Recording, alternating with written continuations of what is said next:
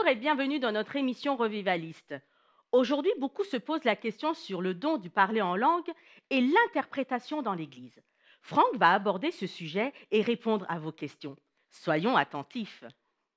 Eh bien, je vais introduire cette nouvelle émission par ce verset qui se trouve dans 1 Corinthiens 12, verset 7. Nous continuons sur les dons spirituels. 1 Corinthiens 12, verset 7 et verset 10. Or, à chacun, la manifestation de l'Esprit est donnée pour l'utilité commune. Et directement, on peut aller au verset 10, puisque nous sommes dans les dons d'inspiration. À un autre, le don d'opérer des miracles. À un autre, la prophétie. À un autre, le discernement des esprits.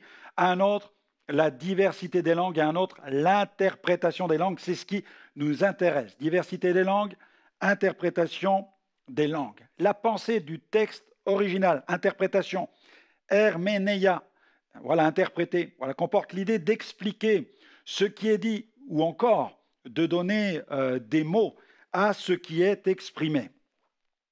Le Père, notre bon Père céleste, désire faire entendre la voix de son esprit au sein de son peuple et les moyens de révélation sont multiples. En voici quelques-uns.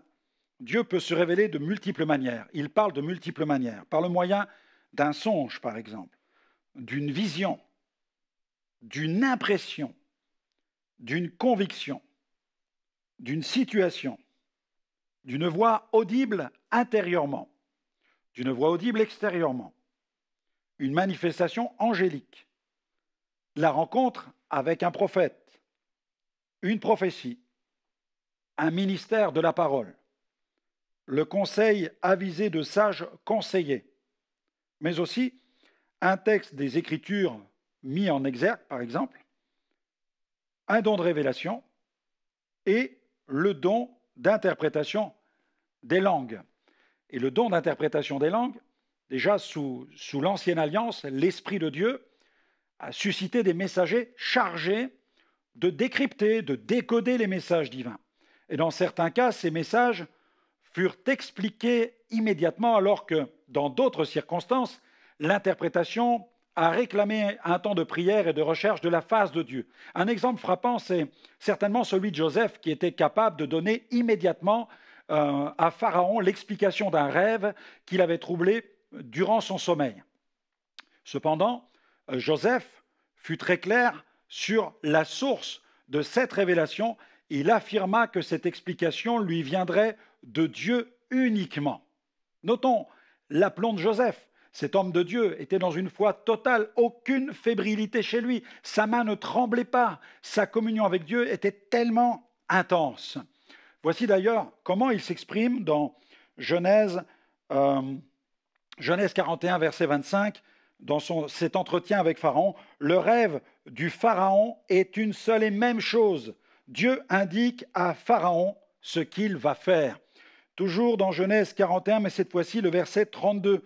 Si le rêve s'est répété 2 fois au Pharaon, c'est que la chose est arrêtée de la part de Dieu et que Dieu se hâtera de l'exécuter. Un autre prophète, par exemple Daniel, fut conduit lui aussi à fournir l'interprétation d'un rêve au roi de Babylone, Nebuchadnezzar. Il apparaît clairement au fil des Écritures que Dieu désire faire couler son esprit de révélation au milieu de son peuple. Et il désire que l'esprit de prière contribue activement à cette effusion tellement nécessaire sur le plan de l'exercice des dons spirituels. Dieu est un Dieu qui désire parler et communiquer une pensée claire à son peuple. C'est d'ailleurs dans cette perspective que l'apôtre Paul introduit son sujet sur les dons spirituels. Regardez dans 1 Corinthiens chapitre 12, versets 1 à 2. Il démarre comme cela. Pour ce qui concerne les dons spirituels, je ne veux pas, frères, que vous soyez dans l'ignorance.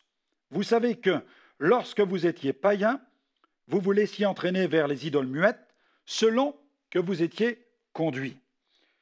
Voyons plusieurs définitions, ou je dirais perceptions, des revivalistes concernant ces 2 dons spirituels.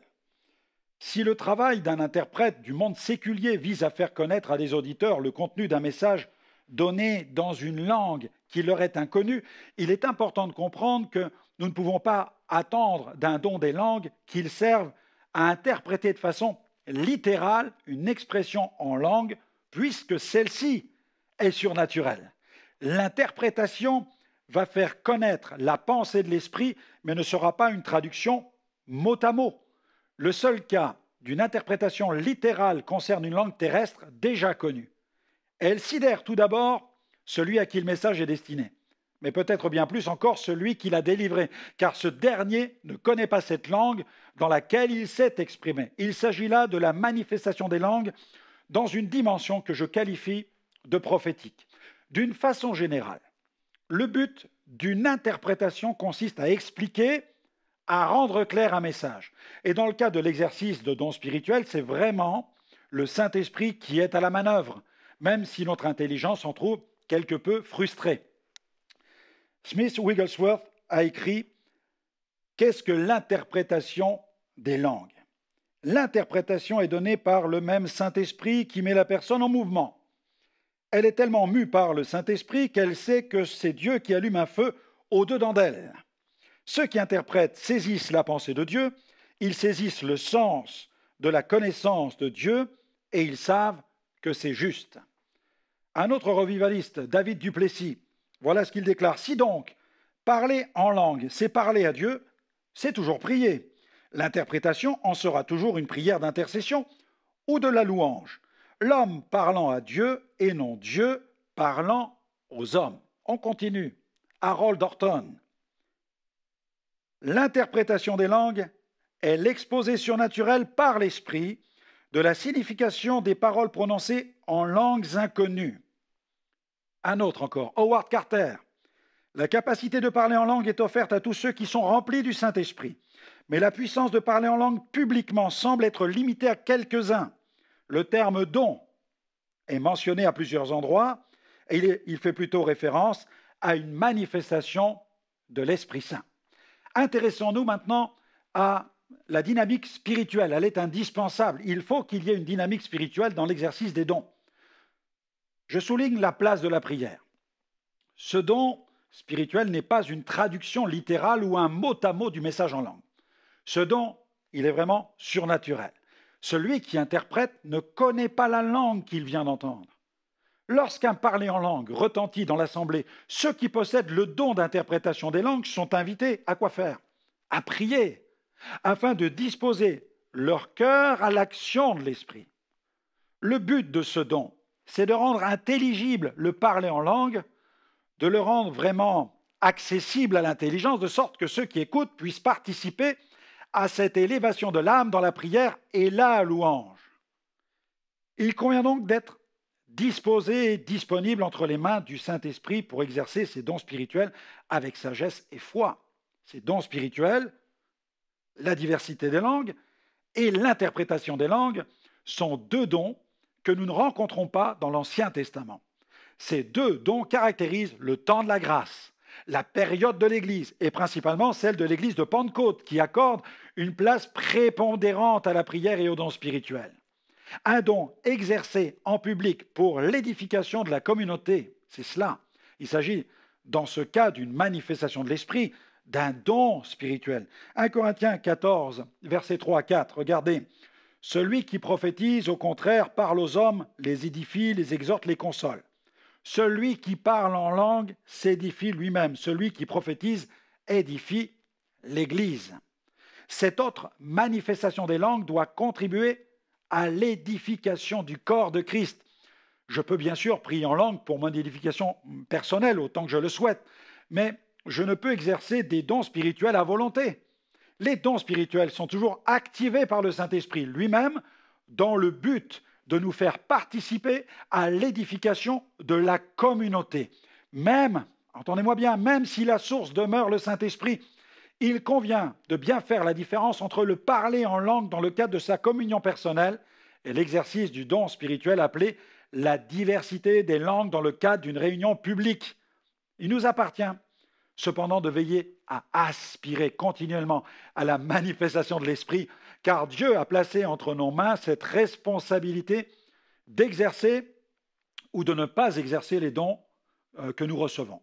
Le seul remède au refroidissement, c'est l'embrasement. Tout comme le parler en langue, l'interprétation est poussée par l'Esprit. Celui qui interprète ne cherche pas à décrypter ce qu'il entend. Il libère la pensée que l'Esprit Saint fait monter dans son cœur. Les formes possibles d'interprétation. Une interprétation intelligible. C'est important. Lorsqu'un don des langues s'exprime dans le cadre d'une réunion publique, l'interprétation doit viser l'édification. Celle-ci exprime de façon intelligible le contenu d'une prière, un état d'âme ou encore des paroles d'adoration. L'interprétation peut aussi révéler l'état d'âme de la personne qui s'est exprimée en langue, mais elle peut aussi concerner une toute autre personne. Il m'est souvent arrivé d'assister à l'interprétation d'une langue et d'entendre tout à coup une tierce personne réagir en pleurant ou en se réjouissant de ce que les sentiments de son cœur étaient comme révélés par le Saint-Esprit. C'est extraordinaire. 1 Corinthiens 14, 26. Que faire donc, frères, lorsque vous vous assemblez les uns ou les autres, parmi vous ont-ils un cantique, une instruction, une révélation, une langue, une interprétation, que tout se fasse pour l'édification. Souvent, cette question se pose. Comment ce don des langues exprimé en public peut-il procurer une édification puisqu'il s'agit d'une prière ou d'une louange? En fait, l'édification provient du fait que l'interprétation amène à la connaissance de tous le contenu mystérieux de la langue nouvelle qui vient de retentir. Celui qui a le don d'interpréter va révéler le contenu, la portée spirituelle de cette langue qui vient de s'exprimer publiquement. L'interprétation rend intelligible la langue qui a été exprimée, permettant ainsi à l'Assemblée de dire « Amen » à ce qu'elle vient d'entendre. La forme de l'interprétation peut varier en fonction de l'impulsion de l'esprit, mais aussi de la personnalité de celui qui interprète. Il peut s'agir d'une simple interprétation verbale, mais aussi d'une vision, d'une image. L'interprétation permet de donner du sens, une signification, une compréhension, une édification. Ne nous arrêtons pas sur la forme d'une interprétation, car celle-ci emprunte le canal humain, et comme nous le savons tous, nous exerçons les dons imparfaitement. Parfois, il n'y a pas d'interprétation. Quand aucun interprète ne s'exprime à la suite de l'expression d'un don des langues, il convient de faire silence et de demeurer à l'écoute de l'Esprit, car l'Esprit Saint peut parler dans le cœur d'une ou de plusieurs personnes. Ça se vérifie dans la parole de Dieu. 1 Corinthiens 14, 28. En est-il qui parle en langue, que deux ou trois au plus parlent, chacun à son tour, et que quelqu'un interprète? S'il n'y a point d'interprète, premièrement, qu'on se taise dans l'Église. Deuxièmement, qu'on parle à soi-même. Troisièmement, qu'on parle à Dieu. Dans ces moments d'onction intense, Paul réclame que les membres de la communauté fassent silence, à défaut d'une interprétation, que chacun parle à soi-même et à Dieu. Attention, il n'est pas question d'un silence total, mais plutôt d'une attitude d'écoute, d'une aspiration à entendre ce que l'Esprit désire communiquer. Malheureusement, dans bien des églises contemporaines où l'accent est trop souvent placé sur le son et l'ambiance, il nous faut reconnaître que ces dons tendent à s'éteindre. Et pourtant, je bénis Dieu pour ces temps de louange et d'adoration qui s'expriment avec une grande intensité. Mais nous devons aussi considérer que ce n'est pas à l'Esprit Saint de s'adapter à notre culture dite contemporaine, mais c'est à notre culture d'embrasser celle de l'Esprit, c'est-à-dire la culture du royaume de Dieu. Chaque chose doit être à sa place, mais il ne faut certainement pas enfermer le Saint-Esprit dans une pièce annexe ou dans un salon feutré. Une chose ressort des Écritures, c'est que l'Esprit est celui qui désire opérer au travers des croyants. Et dans le culte, le sacerdoce des croyants ne peut se résumer à pousser des cris et taper des mains. L'action de l'Esprit doit opérer de façon extrêmement pénétrante. D'ailleurs, la pleine panoplie des dons spirituels doit s'exprimer, celle des dons d'inspiration, de révélation et de puissance. Une prophétie en guise de réponse, c'est aussi une possibilité. Il arrive qu'un message aux accents prophétiques résonne de façon intelligible à la suite d'un don des langues. S'agit-il dans ce cas de l'interprétation? Vraisemblablement pas. Il ne peut s'agir de l'interprétation de ce don des langues, car le parler en langue s'adresse à Dieu et non à l'homme. Par contre, il peut s'agir d'une réponse divine adressée à une personne concernée par ce don des langues. Il convient donc d'être très attentif à la façon avec laquelle les dons s'expriment et s'enchaînent, de bien différencier ce qui est du domaine prophétique de ce qui est du domaine de l'interprétation. Parfois, il peut s'agir d'une proclamation entrecoupée. Il arrive aussi que, poussé par l'Esprit, celui qui s'exprime interprète immédiatement et, ou par intermittence, la prière en langue. C'est assez rare, mais suffisamment singulier pour constater l'évidence de l'articulation immédiate des deux dons spirituels. Paul invite d'ailleurs celui qui exerce le don des langues à aspirer aussi à celui d'interprétation. Il ne semble pas s'opposer au fait que celui qui exerce un don des langues libère dans le même élan l'interprétation intelligible du message. 1 Corinthiens 14, 13. C'est pourquoi que celui qui parle en langue prie, afin de pouvoir interpréter. Il peut s'agir aussi d'une forme de révélation pour les inconvertis. Le parler en langue, doublé d'une interprétation, peut égaler la prophétie en matière de puissance et impacter aussi le cœur des non-chrétiens présents dans un culte, ceci grâce au don d'interprétation qui apporte l'édification nécessaire. Dans les premières semaines qui ont suivi ma conversion, immédiatement, j'ai fréquenté les cultes de l'Assemblée où j'avais entendu l'Évangile. Et très vite, j'étais confronté aux dons spirituels, à la diversité des langues et à l'interprétation des langues. Et ces manifestations produisent chez moi une grande curiosité. Je me suis alors intéressé aux dons spirituels. Le parler en langue, parfois, peut aussi avoir une dimension prophétique. Notons encore qu'il arrive qu'une proclamation en langue soit vraiment de dimension prophétique, semblable à celle que les apôtres ont vécue à Jérusalem le jour de la fête de Pentecôte. Remplis de l'Esprit, les 120 ont loué l'Éternel dans des langues connues par les communautés juives de la diaspora, rassemblées dans la ville sainte pour l'occasion. Elles n'ont eu aucune difficulté à interpréter car ces langues ont été comprises directement par ceux qui écoutaient. Là encore, l'opération a été surnaturelle. Il ne faut pas y voir une prouesse intellectuelle car ceux qui parlent dans ces dialectes ne maîtrisent aucunement ce qu'ils déclarent. Par contre, ceux qui sont témoins du phénomène comprennent parfaitement le contenu du message. Les disciples qui ont été conduits à proclamer ces louanges en langue, ils n'avaient aucune conscience qu'ils s'exprimaient dans les langues respectives des visiteurs. On peut parler de miracles, c'est miraculeux. Par contre, lorsque Pierre prend la parole et s'exprime, il le fait dans sa langue maternelle, l'araméen. Quelques conseils pratiques pour l'exercice de ces divers dons spirituels. Je pense qu'il est important que nous puissions nous mettre à la disposition de l'Esprit Saint. Quand Paul nous invite à aspirer aux dons spirituels, il nous invite, dans un certain sens, à manifester davantage d'ouverture, d'écoute concernant les choses de l'Esprit. Si cette aspiration doit précéder la recherche des dons chez celui qui ne les a pas encore reçus, elle doit cependant se poursuivre chez celui qui les possède déjà. L'aspiration doit être permanente et l'onction doit être préservée.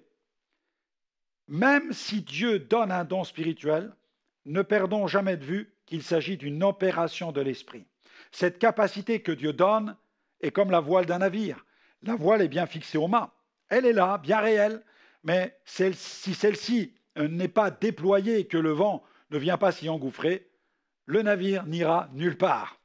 Être attentif à la manifestation des divers dons spirituels, c'est important.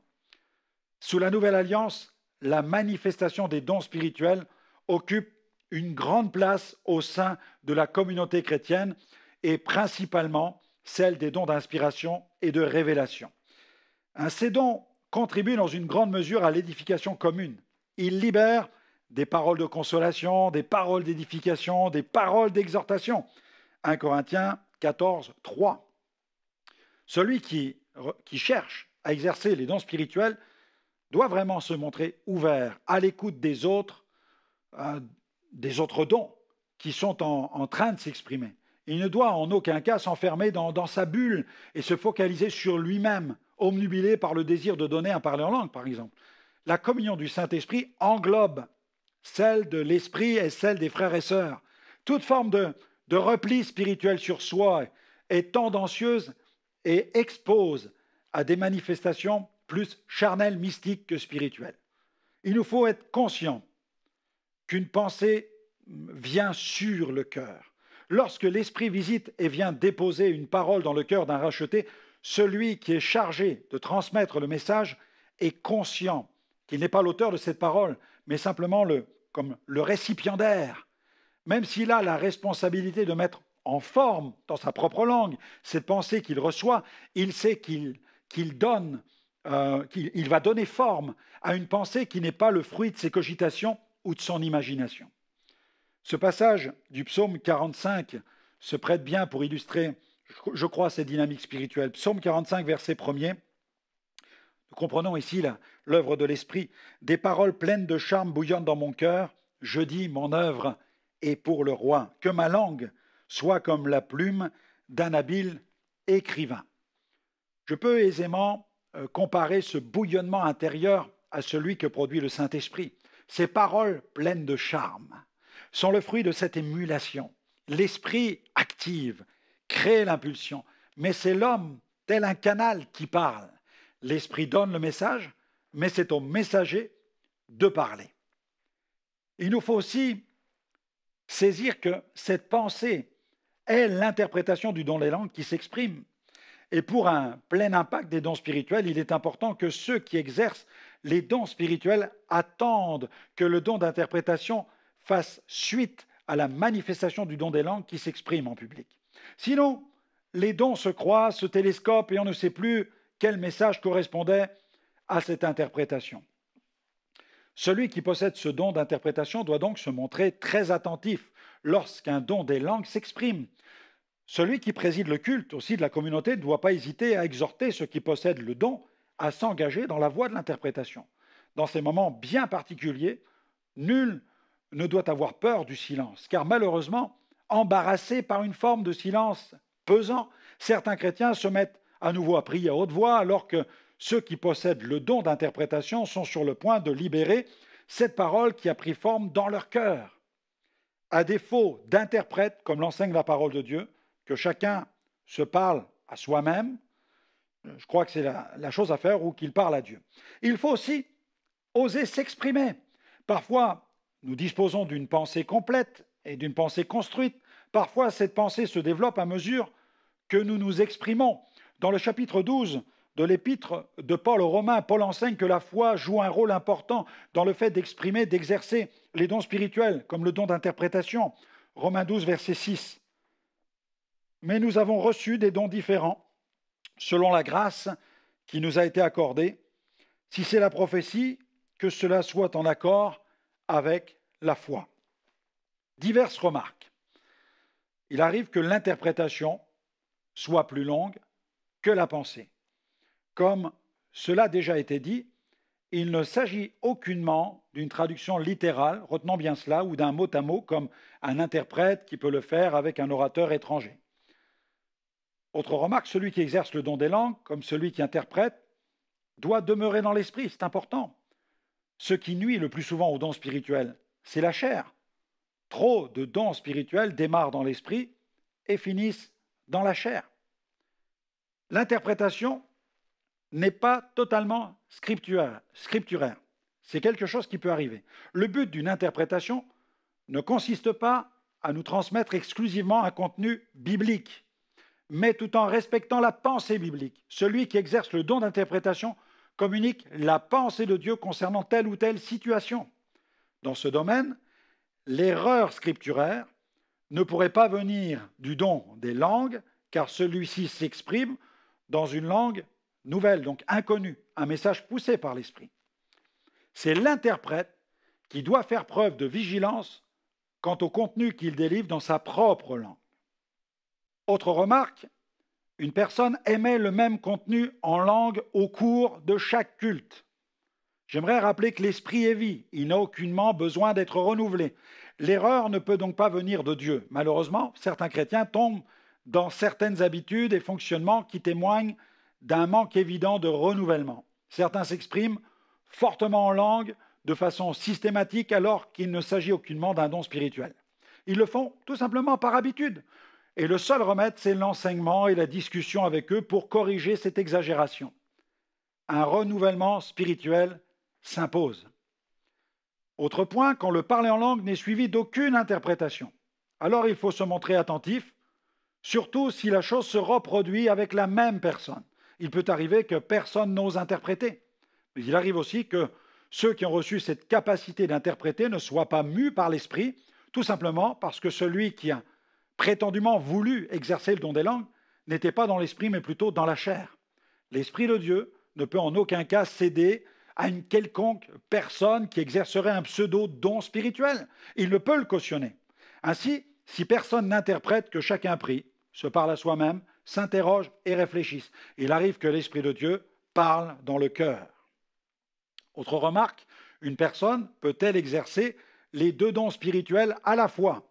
Bien entendu, ce n'est pas impossible. D'ailleurs, l'Esprit Saint est souverain, on l'a déjà lu. C'est aussi une raison pour laquelle il est aussi important que plusieurs personnes possèdent le don d'interpréter. Mais il semble que dans le domaine de l'exercice des dons d'inspiration, un accent particulier soit placé sur la complémentarité. Un don des langues peut-il entraîner plusieurs interprétations? Il apparaît qu'une telle pratique entraînerait des dérives et susciterait une forme d'orgueil parmi le peuple, une forme de surenchère à celui qui interpréterait mieux que l'autre.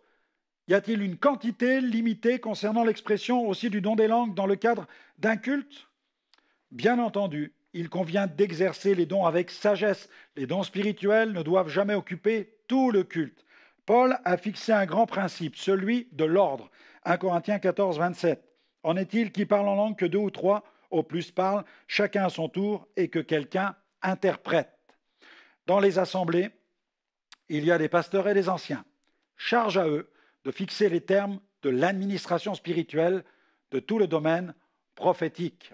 Paul a écrit dans 1 Corinthiens 14, verset 32, « Les esprits des prophètes sont soumis aux prophètes. » Les formes d'interprétation peuvent-elles être variées? Bien entendu, Dieu parle tantôt d'une manière et tantôt d'une autre. Les formes d'expression sont multiples. Par exemple, il peut s'agir d'une vision glorieuse, d'une élévation de l'âme dans la prière, d'un épanchement de l'âme dans la prière, d'une élévation de l'âme dans la louange, d'un chant dans l'esprit, interprété dans une langue connue, d'une invitation à l'introspection. Merci Franck. Aujourd'hui, c'était le dernier enregistrement sur les dons spirituels et l'interprétation. Nous espérons que les réponses que Franck a apportées à vos questions auront pu vous aider. À très bientôt dans une prochaine émission.